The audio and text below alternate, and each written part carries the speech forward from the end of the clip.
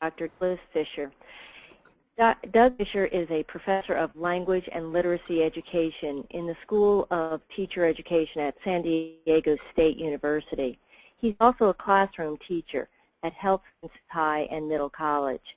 He is the recipient of an International Reading Association Celebrate Literacy Award, the Farmer Award for Excellence in Writing from the National Council of Teachers of English, and a Krista McAuliffe Award for Excellence in Teacher Education. He is also the author and co-author of numerous professional books on reading, differentiation of instruction, and curriculum design. He is also the co-author of Vocabulary for Success, a Sadlier program. Dr. Fisher, I'm going to make you the presenter now. All right.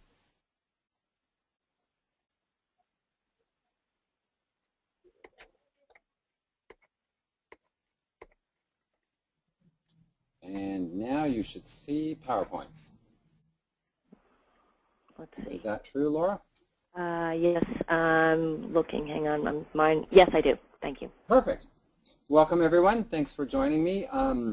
Today's topic, we're going to look at text complexity, what it is, how to think about it, and then we'll talk a little bit about some text-dependent questions and some things that Nancy Fry and I are working on to make sure that as we increase the complexity of the text we use to teach, that we know how to think about what questions we should ask students about to make sure they understand these complex texts that we've been teaching them. I thought I'd start with a short selection from a book that I read not too long ago, and some of you might know this book, Extremely Loud and Incredibly Close, or you might know the movie version of it. There's a quote on page 3 that kind of stood out to me. And it says, anyway, the fascinating thing was that I read in National Geographic that there are more people alive now than have died in all of human history. In other words, if everyone wanted to play Hamlet once, they couldn't because there aren't enough skulls. And I was reading that, I was thinking about, wow, the ideas here are very complex. The words themselves aren't that hard, but the ideas here are hard. So I was showing this to Nancy and saying, let's think about what makes this text complex. Why is this couple sentences a complex piece of text? And one of the things we talked about is certainly there's a cultural reference to Hamlet, and that contributes, but it's not the major thing. You could certainly understand this text without knowing a lot about Hamlet. One of the things that makes this text complex is the sentence structure, the way this character talks in the book. Anyway, the fascinating thing was that I read in National Geographic that pattern of sentence structure slows the reader down. And as a profession, we're coming out of at least a decade of faster, faster, faster reading, timing kids and making them read faster.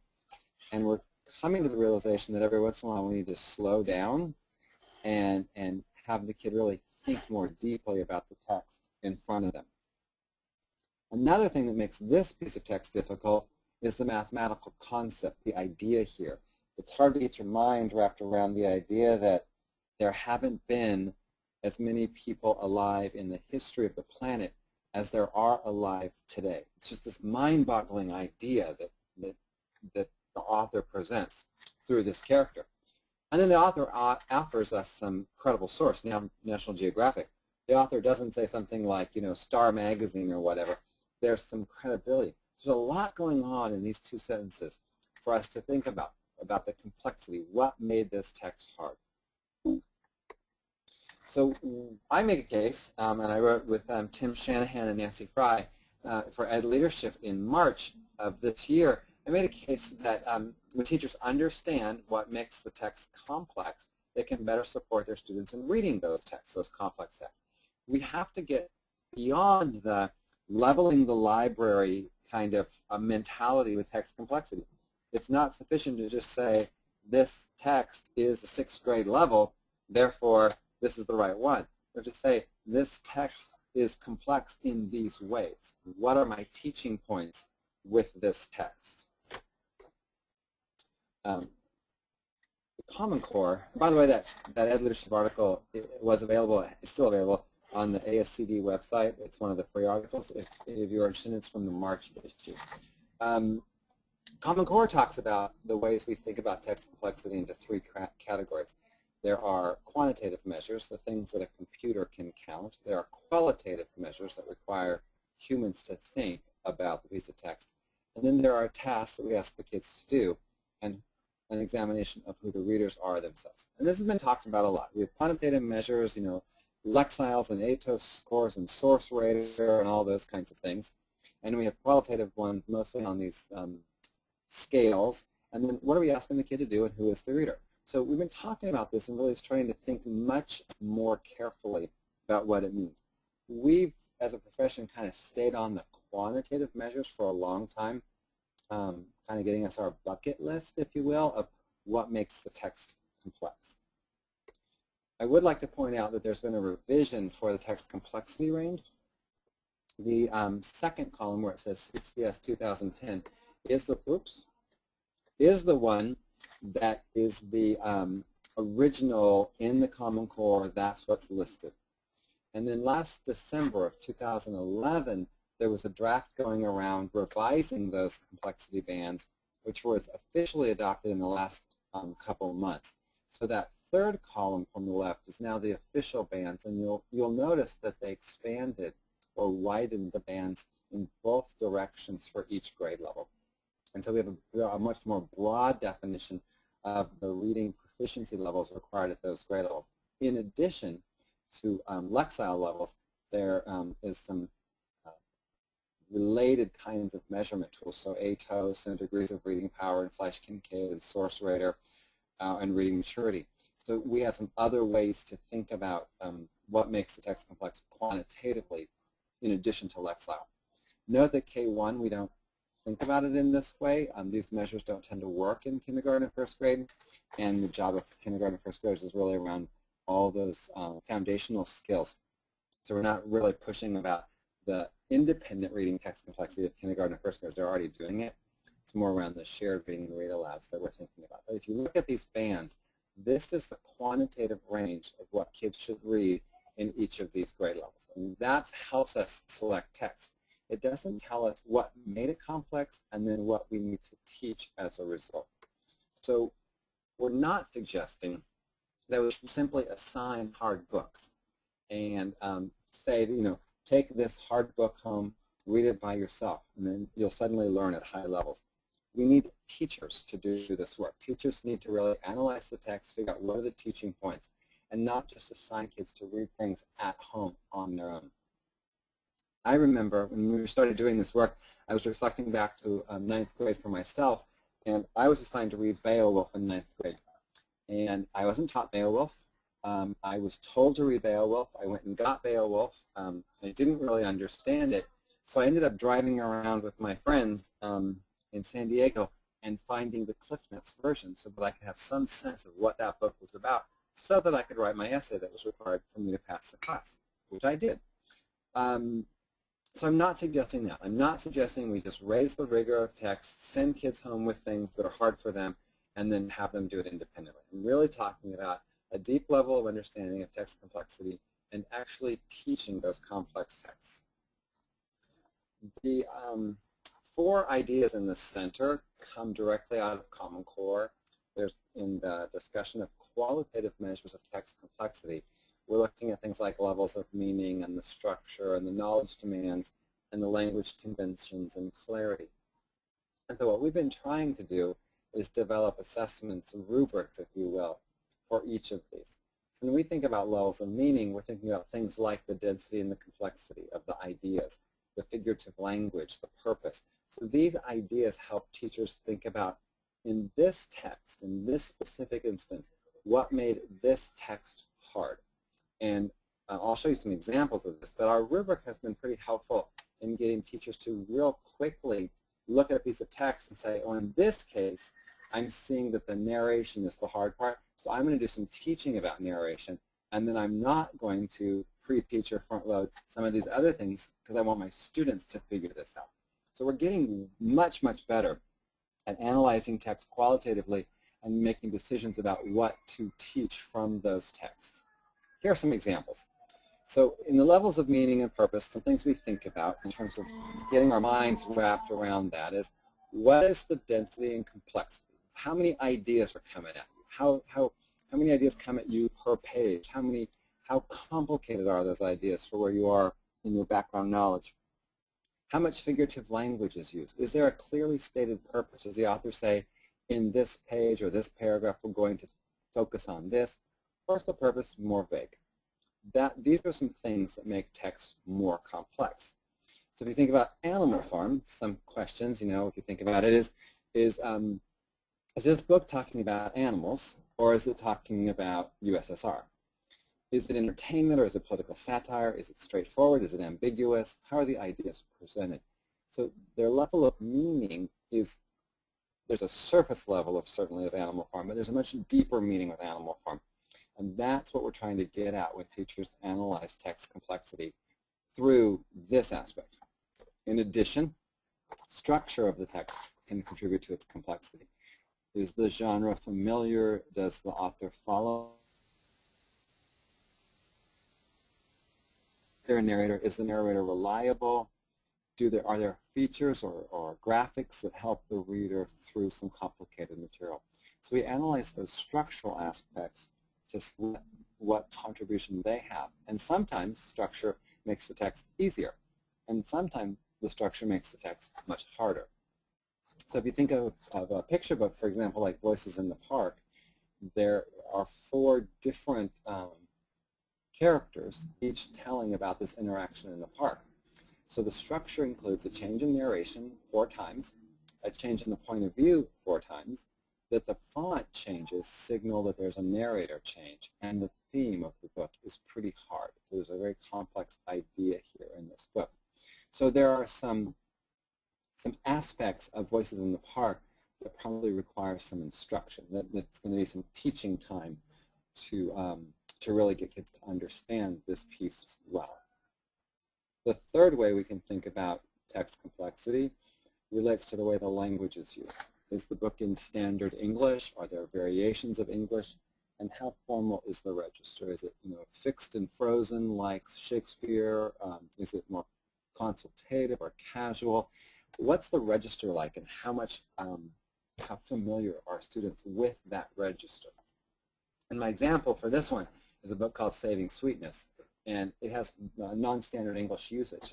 And right out of page 2 it says, out in the hottest, dustiest part of town is an orphanage run by a female person nasty enough to scare night into day. She goes by the name of Mrs. Stump, though I doubt there ever was a Mr. Stump on account of she looks like something the cat drug in and the dog wouldn't eat.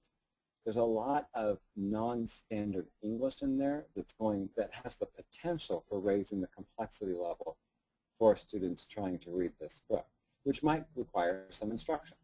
That's what this idea of qualitative measures are supposed to do for us. It's supposed to help us think about what contributed to that complexity and which are the things that I need to teach as a result. The last category are the knowledge demands. What's the background knowledge? That's the lived experience. How much, because you've been alive X number of years and you've had these experiences, your family vacations in Europe or not, or you've been to the ocean or not, or you've seen snow or not, all these background experiences you have, that contributes to the knowledge demands. Prior knowledge are the things that you've been taught because you went to 3rd grade and 6th grade and 9th grade in one area of the country. You should know some of these things because that's the formal curriculum of those grade levels. There's also cultural knowledge that you get from being a member of a specific cultural knowledge group. And then there's also vocabulary. The knowledge demands draw heavily on how many words you know. As an example, this book, Guinea Pig Scientist, Bold Experiments in Science and Medicine, has a lot of vocabulary demand. There's a lot of words that are very domain specific, radioactive, acidity, procedure, vaccination. There's a lot of very specific vocabulary. It also draws on a lot of background knowledge. You have to know something about diseases that these people were trying to treat, about safety risks, that in many cases these scientists were experimenting on themselves because they couldn't have permission to experiment on each other, on other people, or they were experimenting on their own children. You have the idea of scientific experimentation as a background knowledge piece. So those things make this text harder and might require some sort of teaching. We go back one. The knowledge demands get us in a lot of trouble. There's an assumption that every text needs to be front-loaded, and that every text needs pre-taught vocabulary. And we have to be very careful with that. And there's some emergent evidence as people are implementing Common Core state standards that we're front-loading too much, and we're pre-teaching vocabulary too much. That we're removing some of the need to read because the teacher is doing all of the heavy lifting in advance. If students are going to read a piece of text exactly one time, the teacher will have to do some heavy lifting. They're going to have to make sure the kid knows enough to understand the text when that student reads that text. If the student, on the other hand, is going to read that piece of text multiple times, 3 or 4 or 5 times through in a close repeated reading, then you don't have to do as much front-loading and pre-teaching of vocabulary.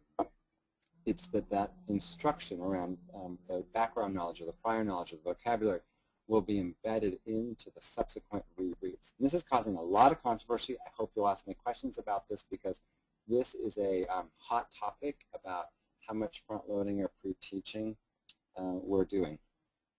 I would also like to point out that background knowledge and vocabulary are among the greatest predictors of comprehension, if not the single best way to predict comprehension. They are among the highest.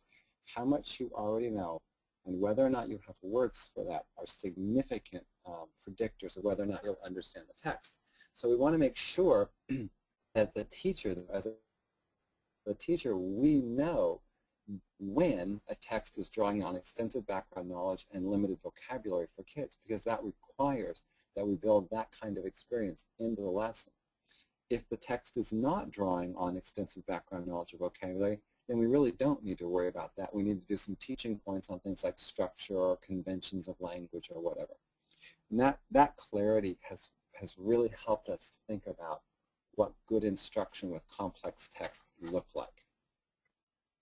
There's a lot of talk going on around this concept of close reading, which has its historical roots in analytic reading. Close reading is kind of the current phase language that we're talking about. This is our current language that you're hearing probably often around, is that here's a close reading. It comes from Common Core. I want to talk a little bit about what you do with a complex piece of text. So there you have this complex piece of text. You analyzed it. You know why it's complex. You know for the grade level. And one of the things we do with it, in the task domain, if you will, is we create a close reading. Close readings start with a short passage. I always get asked how short, and I guess, 3 paragraphs to 3 pages is my common answer. It has to be sufficiently long to have a discussion about it, but not so long that it's going to consume an enormous amount of time. Those close readings can come from longer readings that students are doing. They can come from standalone pieces of text. They can be poems. They can be informational. The idea in a close reading is it's a short passage, and we're going to go carefully through that several times to really think about the text, what it's saying, how to really pull apart the ideas there, and that kind of thing. So it's a short passage. It's a couple paragraphs to a couple pages that we're really going to go in much greater detail to really investigate. Second, it's reading with a pencil. We spend a lot of time in a close reading marking up the text. I don't literally mean pencil. It can certainly be a pen or an iPad or whatever. But I do mean that we're going to learn about annotation. And this is the hard part, because in a lot of places we don't let kids write on the text they're reading, so they never learn about annotation. But if we all think about how we were successful in college, we wrote all over our books. We underlined and wrote margin notes, and we enumerated things, and we wrote our own reactions to them. We might even have written in the back page some summary comments. We extensively marked up our books. In fact, I used to buy used books at the bookstore when I was in college to see what other people had marked up, so that I would have an interaction with the author and the previous reader. I'd say, oh, I don't agree with that underline. That's a different point. I made it through college because I really understood this concept of annotation. I'm embarrassed to say that we haven't been doing this much lately, because we have books that kids can't write in. And we have photocopy bills that are outrageous, so we don't copy things and violate copyright. So we're really trying to rethink this and say, how can we get kids to annotate? How can we teach them to annotate? What are the appropriate texts to annotate? How can we do annotation electronically? So we have a lot of discussion about this. In a close reading, you write all over the text so that you have evidence for the discussion and then subsequent writing. So Nancy and I have been working on a scope and sequence of annotation skills from kindergarten through 12th grade, and pretty interesting to watch the things that young kids can do and older kids can do when they're really taught about annotation. The whole idea, part of this idea, is that students learn to know what confused them. That it's not just us telling them in advance, here are the parts you want to understand, but that part of our annotation, part of our interaction with the text is for students to circle or note in some way. We ask our students to circle, to note in some way the words, the phrases, or the ideas that were confusing to them. That they need to learn to monitor. What was confusing to me? Where did I lose my comprehension? Where did I get confused about what the author was trying to say? So that we can walk around, look at what the students are noting in terms of confusion, and notice those patterns. What are the common patterns of confusion that my students have? Because that can help me as a teacher figure out what to do in terms of modeling and reteaching. And we need to give students a little chance to struggle a bit. We want to make sure that reading is not so simple all the time that it's hardly worth doing. That some of these texts that we read, when we do a close reading, the text is complex enough to really get students to think more deeply about what they're reading, because they've read it several times. They've talked with their partner or their table group for a while. They've had text-dependent questions from their teacher. They know they're going to write about it, that they really are working through this piece of text. I'd like to pause there and see if there are any questions or comments that people have, and then I will go to some text-dependent questions and some examples, but I'm just wondering if anyone wants to ask a question at this point. Okay, thank you, Doug. I don't have any questions in the question box, so if we could just pause for a moment, as Doug says, and if you have a question, please write it in the question box. Your phones have been put on mute just so that the listening and hearing can be clear. So please, if you have a question, write it in the question box to the right on your screen. There's a control panel, and then you'll see a plus sign right by the question box. Expand that and write your question in. Send it to all. It'll just come to me. Thank you.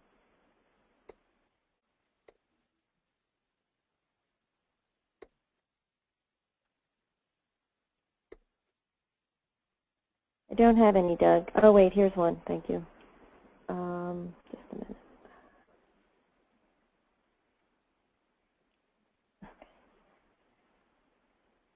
How can we teach kids to mark the text when we are testing them through computer software? Well, we're looking at, we have kids who use a lot of iPad kind of technology, and we're getting them to do highlighting kinds of things and text extraction of direct quotes from the text, to enumerate right on the, type on the text, here's point 1, here's point 2. So we're experimenting a lot with some electronic ways of annotating the text.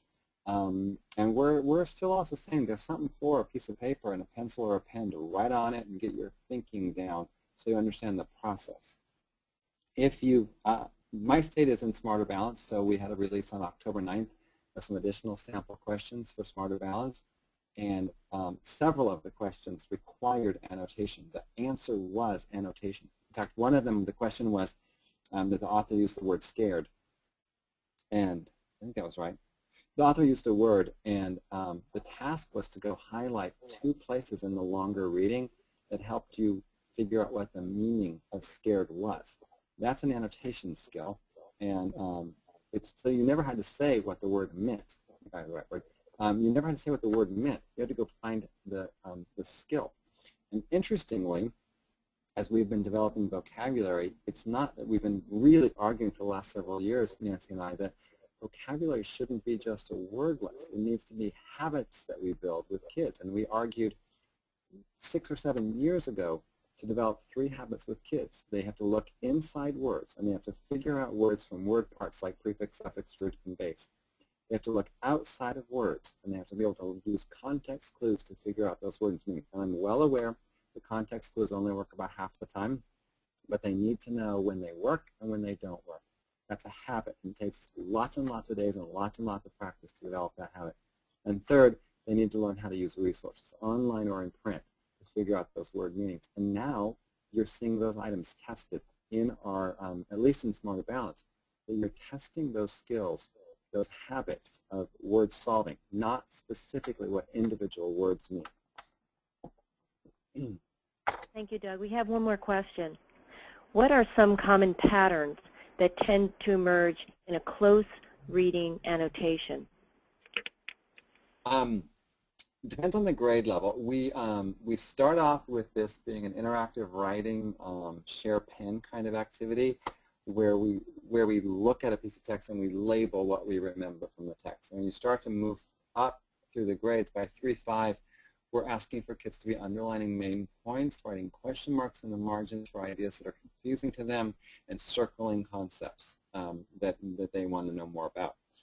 As we move up the grades into middle school, we're asking them to enumerate ideas, so they're putting 1, 2, 3, 4, and to restate those ideas in their own words. And also make arrows connecting one part of the text to another part of the text when the author gives an example or whatever. Again, they're building on their underlining and their circling and their question marks. So we're building out the scope and sequence. We did an article for International Reading Association, their members-only column. And you can certainly send me an email. I'll leave that address at the end, or go on the website, our website, and I can get it to you. But we're really trying to build out this idea of getting kids to pay much more careful, close attention to the text through annotation and through rereading or repeated reading. I hope that's what you were asking about the kind of the scope and sequence of the annotation skills. How do we look for those patterns? I was also thinking, as I heard that question, is as the teachers, when we walk around, if we see some students not underlining a key idea, or a whole bunch of students circling a certain concept that they are not understanding, that has to get built into our modeling. We have to then say, in the second or third reading of that close reading example, here's what this word means, here's how I'm thinking about this, here's something that I remember from this. So it's not that we don't ever tell them some things we think about the text, it's that it's based on previous reading, so they're always bringing the previous knowledge from the previous reading to the subsequent reading of that same piece of text. And Doug, is this all applicable for the secondary level as well? Oh yes, close reading comes out of the private prep school mentality, the IB prep. There's very limited research done on close reading at the elementary school. It's just been recommended because of Common Core. The history of the idea is really, you think about Oxford and all the private prep academies and the, like AP coursework. That's how those folks read. I teach reading. You read a piece of text, you really dig into it, you debate it, you present evidence from it to make your point, you write about it. So we're essentially taking that IB AP curriculum and trying to provide that to lots and lots more kids. Well, that's great. Good to know the background. I don't have any new questions, so if you do want to continue. I will.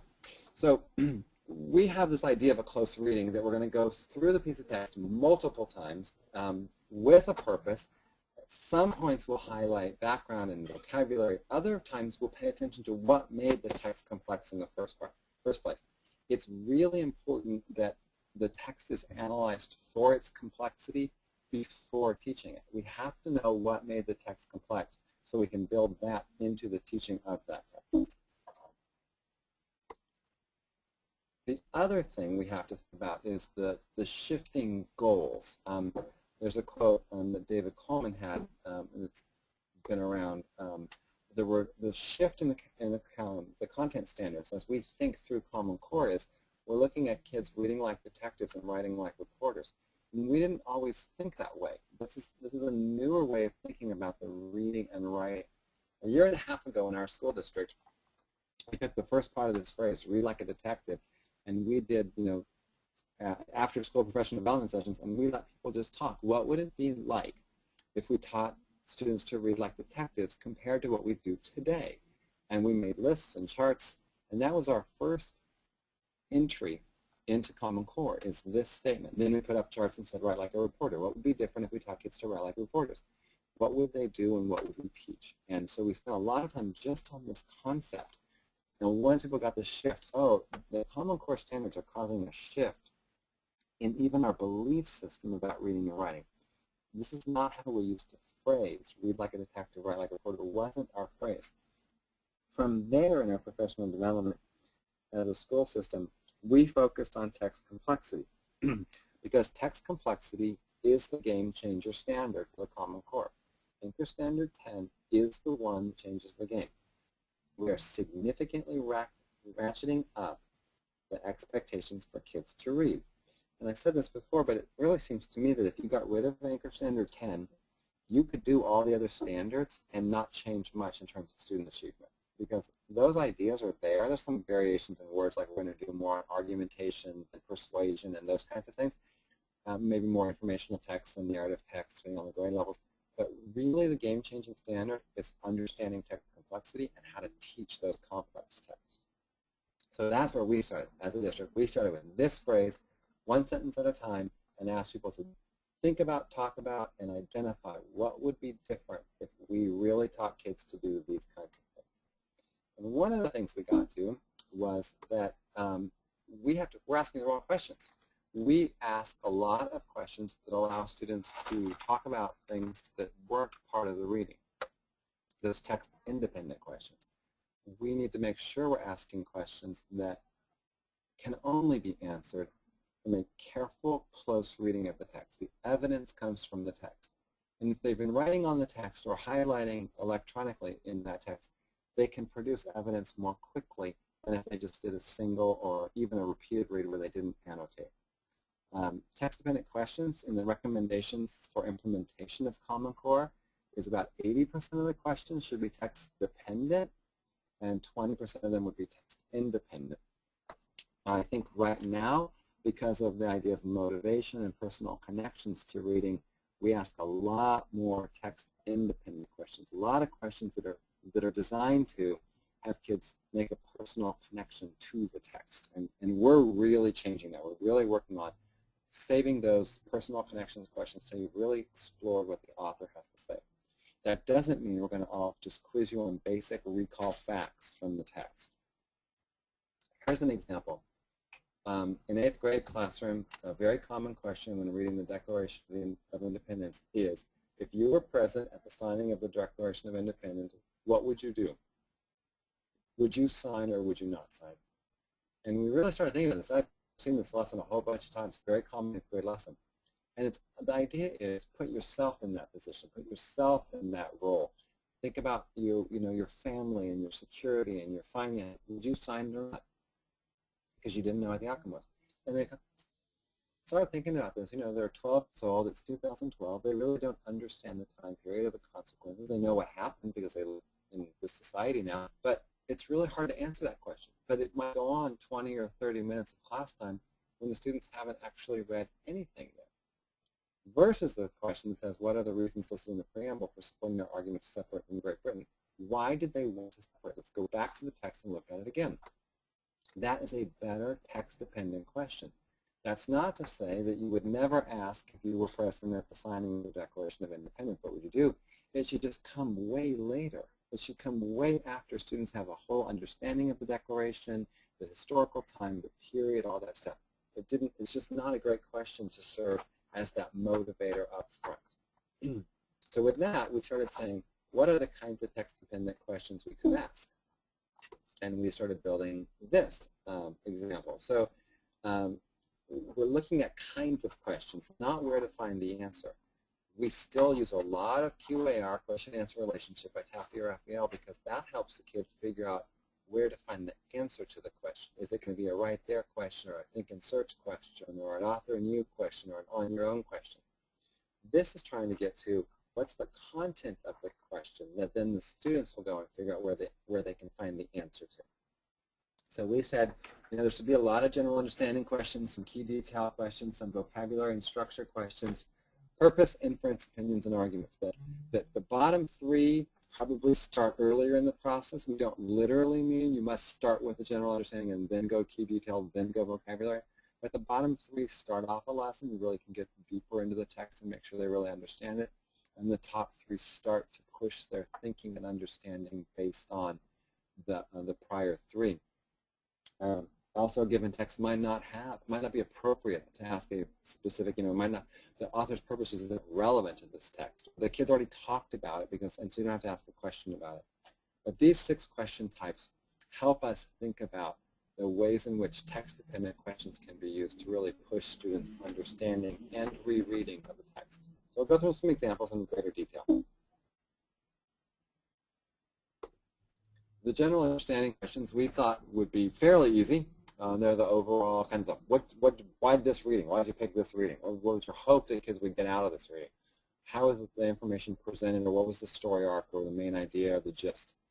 Turns out these are very, very hard questions for people to write. They don't tend to get this, like, here's what I wanted to accomplish with this reading. Here's the major understanding I wanted to get to. So it's been very hard to write these kind of questions. It's been hard in our professional development to get people to write these questions, etc. The example text I'm going to use, hopefully, to level the playing field here is I'm going to use The Hungry Caterpillar. It's a very simple piece of text that most of you know, that you've read to your children, you've seen in schools, etc.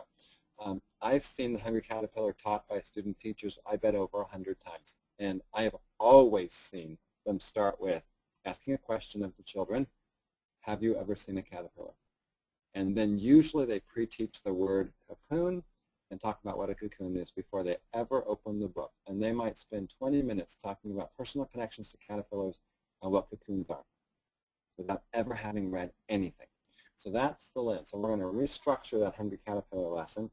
And on the general understanding question for kindergartners, it might be retell the story in order using the words beginning, middle, and end.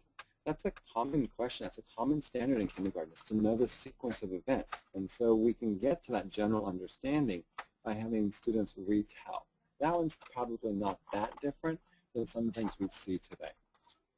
The key detail questions are those searching for nuances.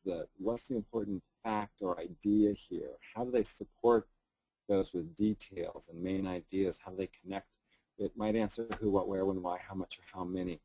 It's not just details. It's not just this random list of details. These are key details that the author uses to make his or her case or to tell a story.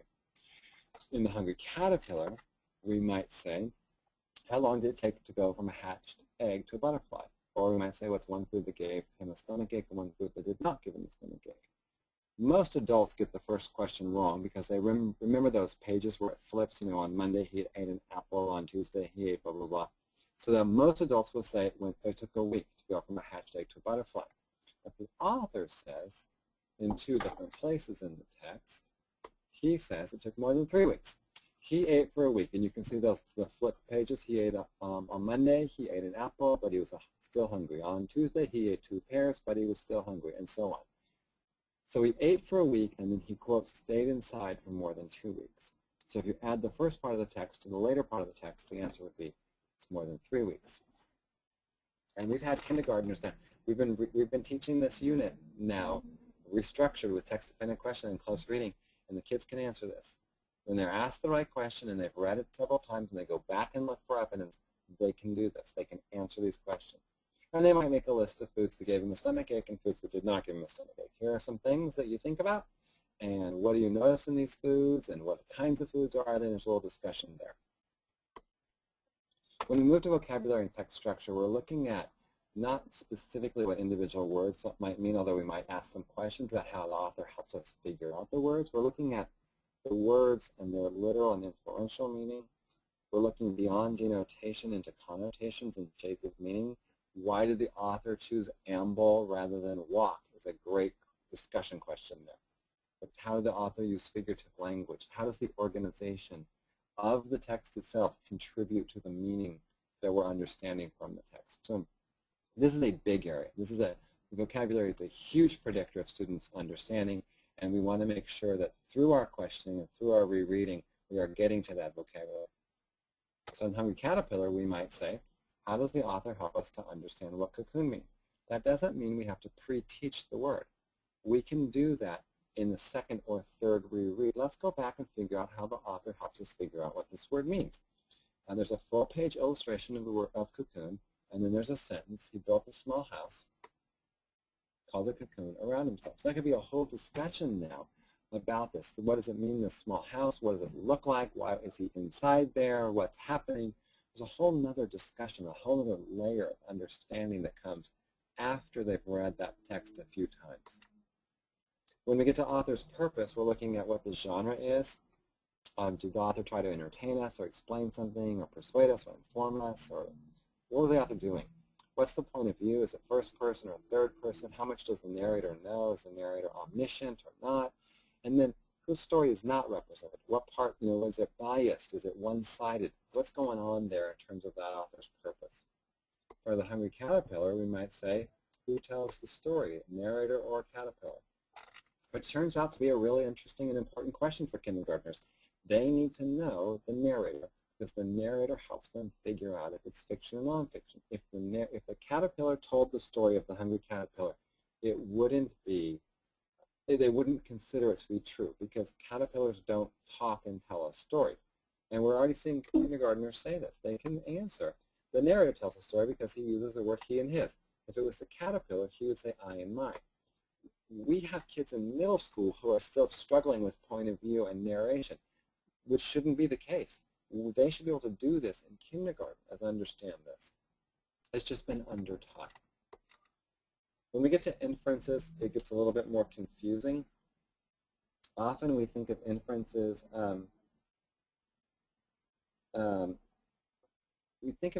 a during reading process, and things that happen while the reader is reading, kind of reading between the lines. In addition, we need to think about how you put the ideas together. After you've read, if you think about inferencing, is how does each argument fit together to make a persuasive piece?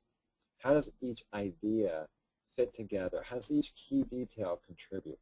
How does that build to a whole text? And I think those are harder questions to write and to ask of students.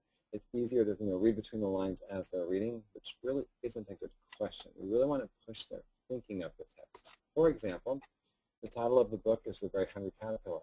How do we know he is hungry? The author tells us the title, but what do we know as terms of the details that help us understand that he is hungry? And the author says 7 times after each day that he ate the food, but he was still hungry. On Saturday he ate so much food he got a stomachache. He was a big fat caterpillar, so I could build a cocoon and turn into a butterfly. There's a lot of evidence in this text that the title is accurate, that it is true that he was a very hungry caterpillar. The last category are the opinions, arguments, and intertextual connections. There are, in K5, the author's opinions and the reasons for those opinions. And then in 612, we move into much more about arguments like claims and evidence for those claims and counterclaims and the way logic is organized and the way that the author makes an argument through rhetoric. And we have to think through those with students, whether they're in elementary school or in secondary school. For example, in a narrative piece of text, you can use an opinion. Is the Hungry Caterpillar a sad story or a happy story? How do you know? And I've watched this lesson, this restructured lesson, several times in elementary school, and those kindergartners split. Some of them think it's really happy because he got to be this beautiful butterfly at the end, and some of them think it's really sad because he's no longer who he was before. He had to give up who he was. And I think that's fascinating to get kids that depth of knowledge. They can really form an opinion and then substantiate that opinion with evidence from the text. But also look at intertextual connections and say, okay, now we read Hungry Caterpillar, now let's read Monarch Butterfly. How are these books alike and how are they different? That's how Common Core assesses. We have comparative pieces of text, and if you've seen the released items, this is a very common thing students are going to have to do, is to look at a couple pieces of text or a video in a piece of text or whatever, a table in a piece of text, and answer questions across those pieces of text. So we think about those. We've got a complex piece of text. We know why it's complex. We build in close reading, and then we ask a series of questions that require the reader to return to the text, They require that the reader uses evidence to support those claims and that they move from text explicit to text implicit.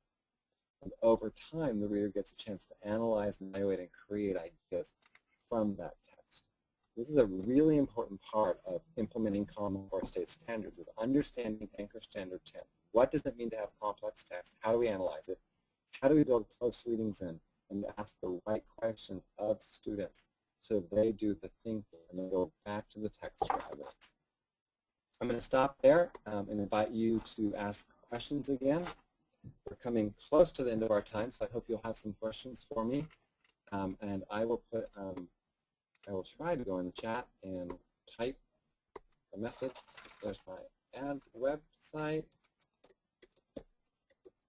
Okay. I do have a question.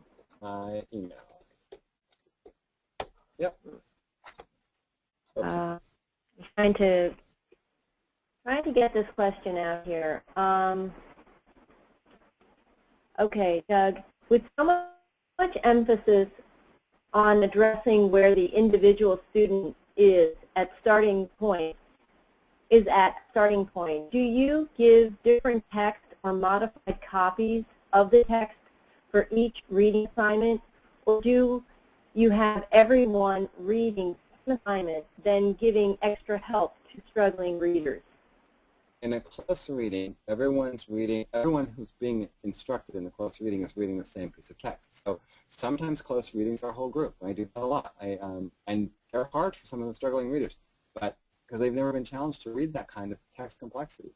What we're seeing, though, is they know they're going to read it several times, and they're going to be asked a lot of questions, and they're going to have a chance to talk to each other. So the first reading might be very uncomfortable. And I say to them, this is a hard piece of text. People struggle with this. People don't always understand. There's debates about this piece of text and what it really means. And they go with it, and they don't understand it the first time. But through questioning, partner discussions, through modeling, they get to a pretty phenomenal place with that text. You can also do close readings with a small group where you can level the text, where the rest of the class is working collaboratively or productively. You can grab 4 or 5 kids and do some leveled close readings to continue to build their skills.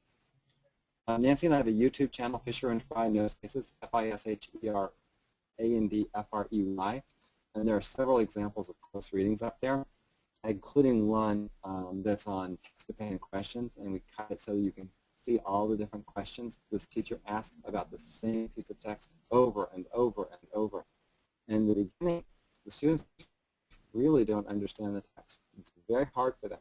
By the end, they're really getting what this text means. And he shows them that perseverance and rereading, talking about what you're reading, are the ways you get to understand it. Very interesting. I just have a comment here. Someone cannot find the question box. It's in your control panel on the right-hand side of your screen. So if you just click on the plus sign next to the word questions, you'll be able to expand that box and write in your question. I will be able to see it and see it out and talk to Doug out loud. Doug, would you mind typing in your address so that everyone could see your website? Is that what you were doing? Into the chat window? Are you done with your slides now? Yes. Okay. Yeah, in chat will be fine, and then I'll go ahead and say it out loud. Are there any other questions at this time?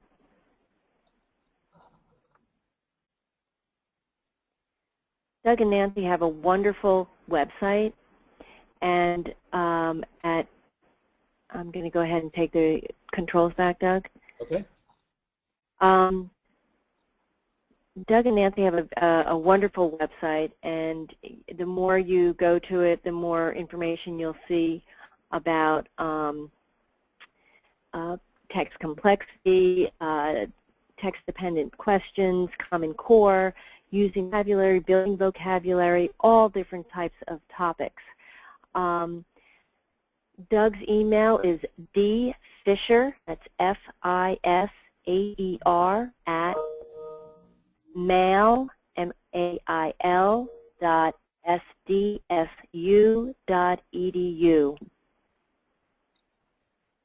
So I'm going to repeat that. Doug's email is dfisher@mail.sdsu.edu. You can also go to www.fisherandfry.com. Fisher is spelled FISHER.com. Then I want to thank you again for a marvelous presentation this afternoon. We always have a great response from our participants. I look forward to hosting another webinar with you in the near future. For everyone that's phone, thank you so much for joining us. We are so excited that you participate in these webinars. Please send us your comments. I will send them along to Doug, and we will give you an agenda for the upcoming webinars that we have with Doug and Nancy and other authors that we have at Sadlier. Thank you again, Doug, for your time, your expertise. And thank you, everyone, for participating this afternoon. Have a good afternoon. Thank you.